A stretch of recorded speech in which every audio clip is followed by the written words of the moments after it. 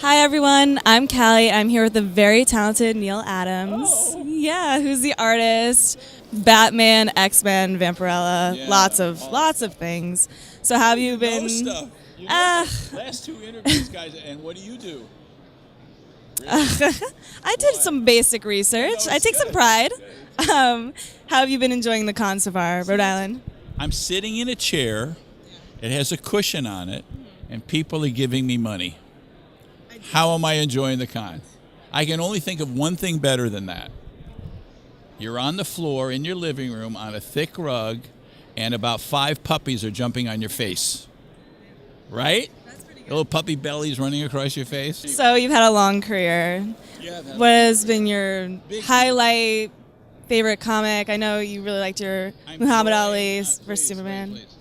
I'm drawing naked men with lines on their bodies. Oh, yeah. Right? Isn't that what it is? Mostly these guys, any guys who draw, it's the same naked guy, isn't it? Who's this guy? Yeah, I got that. Fine. Well, he's got a lot of muscles. I can tell you that. It's like when they draw women. Very few guys draw different women when they're drawing women. They all look the same. It's sort of like Betty and Veronica. Take the hair off, put the hair on. That's the same girl. Change the outfit. Yeah. So what? So it's naked guys running around with lines on their bodies. They're pretty much naked, aren't they? I mean, really. So favorite? Wouldn't that make me a little weird? I mean, it'd make me like I was when I was 13. A little weird. But I'm not like that anymore. I've become an adult. Did you ever take a figure drawing class? Oh yeah. Oh. And if there are any artists out there that don't do figure drawing classes, go to hell. I'm just saying, you belong in hell. It's just a lot of people think you can learn drawing by sitting in your room and drawing. No, you got to go to school. You have to learn, read, go to college if you can afford it. I was wondering if you could tell us a bit about your artistic process and how it's changed over the years. You can't just be smart. You have to think. Then you have to go, let me see. Wait a second. If I think, do I have to actually think for myself? Or do I have to listen to what everybody else says and think like they think? No, you have to, see, that's part of thinking. You have to think for yourself beyond thinking. That's the hard part because, guys in the white lab coats, you always want to listen to them. And artists, with little goatees and stuff, they know what it's all about. So when they tell you things like a real artist doesn't trace photographs, you go, oh, huh? I think for myself and trace photographs. Well, you can do that. Or you can listen to all the best artists of the last 100 years, all of which trace photographs. Do you have a favorite artistic movement or, famous artist? Well, I like to go to the bathroom in the morning, so I have a bowel movement. And it really makes you feel, no, don't you notice how good that makes you feel? It makes you, you feel refreshed, feel lighter. I don't know. Do that on a canvas, you could probably sell it for a lot of money. That's filthy. Where's your mind going? That's an awful... No, I didn't start it. I suggest a bowel movement in the morning is good for you. You said put it on canvas. I think that's dirty. Dirty and smelly. Ugh. Well, we were talking about being stinky All earlier. they have to do is open the door a little crack and they just walk through, don't they? I like it. I like the Impressionists. I like you take off your glasses and you look out into the pond and then you paint what you see, but you've got your glasses off, so you can't really tell what it is. That's a good way to do it, and that's Monet. Yeah. And then you have Degas. You paint chubby little girls in ballet outfits, and then you paint some more chubby little girls in ballet outfits, and then paint some more. And after a while, people start going, "This guy's just painting chubby little girls in ballet outfits. What's wrong with this puppy?" That's his excuse to look at little girls in ballet outfits.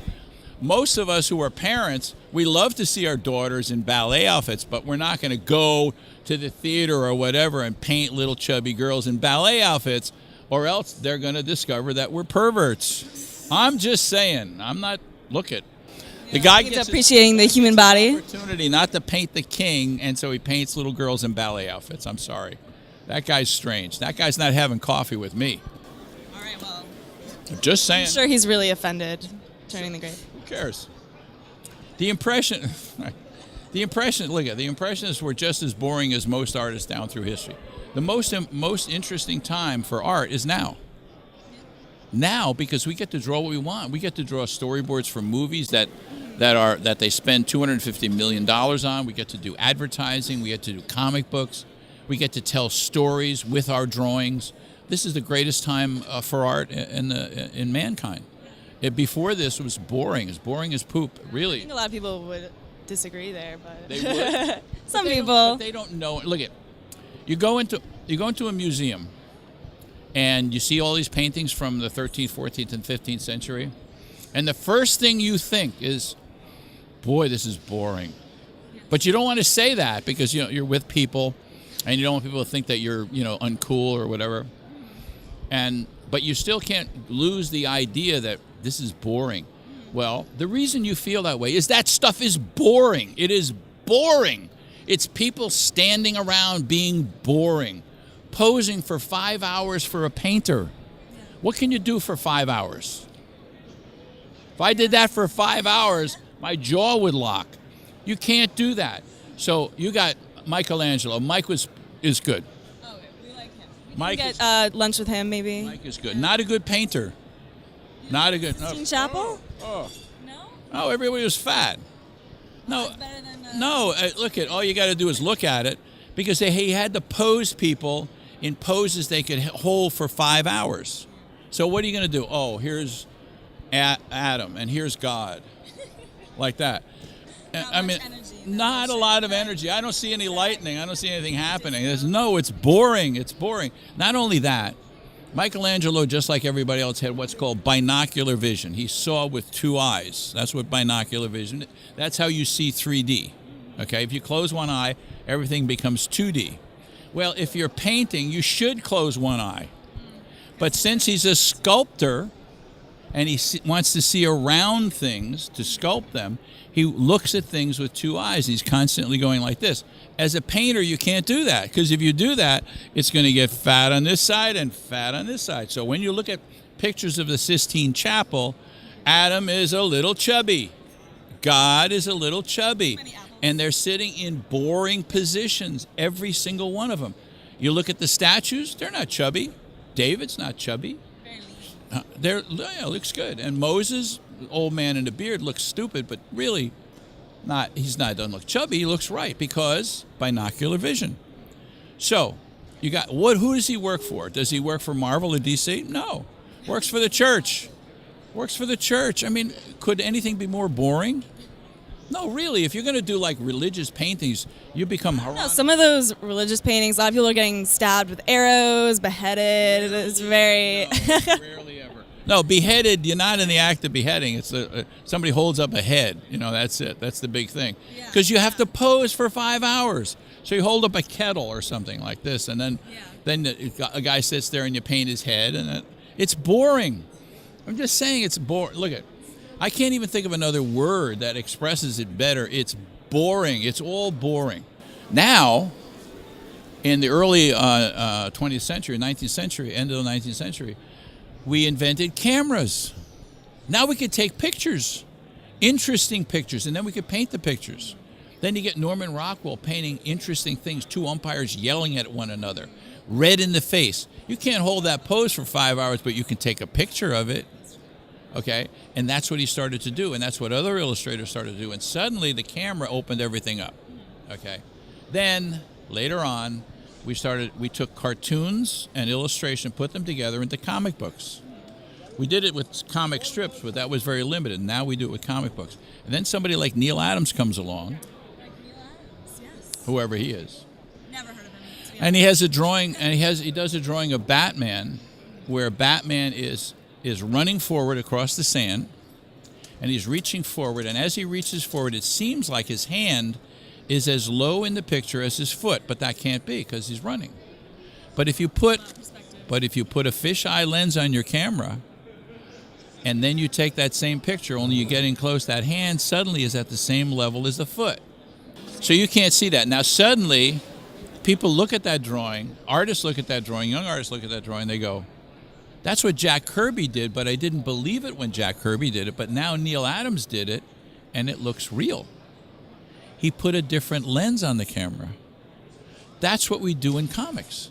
We put different lenses on the camera.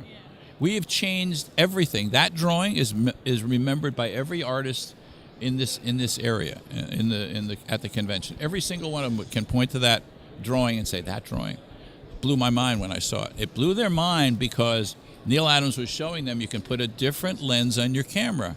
We'd had cameras, we were doing illustrations with cameras, and one day we put a different lens on the camera. Now everything changed. And that's the beginning of the comic era. We're living in a time,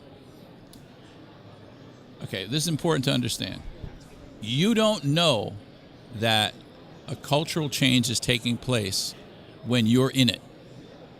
You're there and you go, well, what's comic books? What's the big deal? No, a cultural change is taking place right under your feet. Everything is changing. The illustrators are gone. The old artists are gone. Now you have new artists. All the best artists in the world, every country in the world, are trying to become comic book artists or graphic novel artists or artists de la bande dessinée, like they say in France. Everybody wants to become a storyteller artist and not just somebody who paints a picture of something boring for some jerk. You have a creative community that's worldwide. It used to be just in the Lower East Side. Jewish kids in the Lower East Side, that was the beginning of comics. Now it's worldwide. And everybody's participating in it. So you have conventions like this. There are 100 conventions in the United States. 100 conventions a year that have over 20,000 people. Have you been to all of the conventions in the United States? No. 100 conventions. Only I don't know. 2 weeks in a year. Well, I mean, at different years, you can go to different ones. Yeah, get rid of the bad ones and go to the good ones. Or I actually get work done. Periodically, I get work done. But there are also small conventions between 500 and 3,000 people. There are 500 of those a year in the United States. I would call that a cultural revolution. One that nobody writes about, nobody cares about. It's just happening now. That's what's happening to the world. And we don't know it. We're making peace in the world. We got friends in China, in Russia, who are having there was a comic book convention in what we used to call Red China last year. How's that going to change the world? They're bringing world peace. Is that what you're saying? It sounds funny when you say it, but I did a book called Superman versus Muhammad Ali. Yeah. I don't take this kind of thing as being that funny.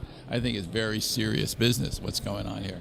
Yeah, if comics make peace in the world, nobody dies. We just look at the creative efforts of all the rest of the people in the world. That's the way it ought to be, isn't it? Really? Isn't that what we're driving at?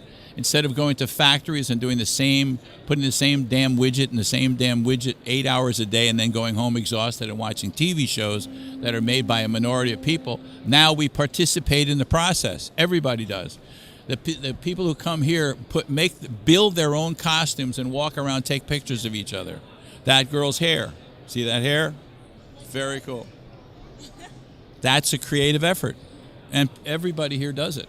Everybody participates. That the world has changed. The good guys win.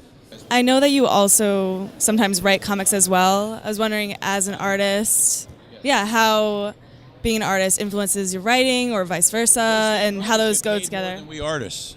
Really? Yeah, that seems unfair. Not right. I wonder who fought for that. Oh, that was me. Oh, damn it. Too bad.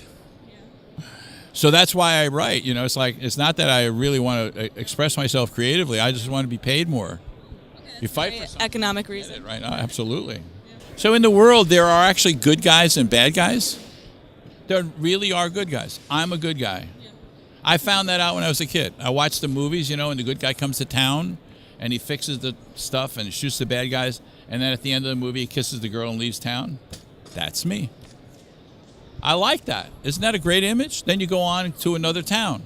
Is that what they did in those? Is that what they did in those movies? This guy would go from town to town. Guy ought to get a job. No past, just one mystery figure. How'd you get that money in your pocket, buddy? Oh, you took it from the guys you killed. I get it. No, but that's what I do. Like I go and because I research stuff, I learn stuff, and I read books. And then they throw lawyers at me, and I go, guess you didn't read this one, huh? I guess you didn't. Oh, yeah, no, this is the tax law. You want to read that? Wrong. Right there. No, you don't own that artwork. Sorry, you didn't pay any sales tax on it. Sorry. Should have paid sales tax. It's always in the taxes where you get people. It's funny how that happens. Yeah. And then when I'm done, I leave. I go off because I'm the hero. What would your superhero name be? It's not a superhero. I know, but like this is a fun question now. Old Western hero. It's like from the Old West. I'm the hero. And, once you're the hero, once you discover you're the hero, after a while, you don't want to say anything because you're the hero. Recently finished, I did Superman versus Muhammad Ali. Now I have Harley Quinn versus Superman. It's a takeoff of Superman versus Muhammad Ali. It's a little sacrilegious, but funny. End up on a beach in Coney Island, same characters. You got to see it. It's funny. Anyway, then I did a Harley Quinn Christmas story. It's back in the day I did a thing called The Silent Night of the Batman. This is called The Not So Silent Night of the Harley Quinn. And so we did an 8-page story. Which people are having fun, Everybody's having fun with Harley, so I'm having fun with Harley. And I can draw cute girls. And now I'm working on Dead Man, 12-issue series of Dead Man, the story that didn't end when everybody thought it ended. Stuff is going on.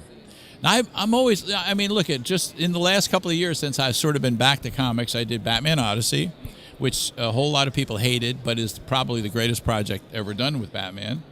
Then I did The Coming of the Superman. Coming of the Superman, very cool. And if you read the last page, you go, wait a second. What's going on here? Something's going to change. And so I have fun. And then people give me money. Sounds like a good life. I like that. It's a gig and a half for a hoe. Just saying. Alrighty. So I think that's all the time we have. Okay, it certainly is. It was a lot of time. Well, I'm sorry. I was very engrossed in what you were saying. Yes. So hi, I'm Callie, and this is Neal Adams. Thank you for watching. And if you enjoyed, please, do all that social media stuff. Like us on Twitter, follow us on Facebook, YouTube, Instagram, and check out our website, comicsverse.com. And have a good day.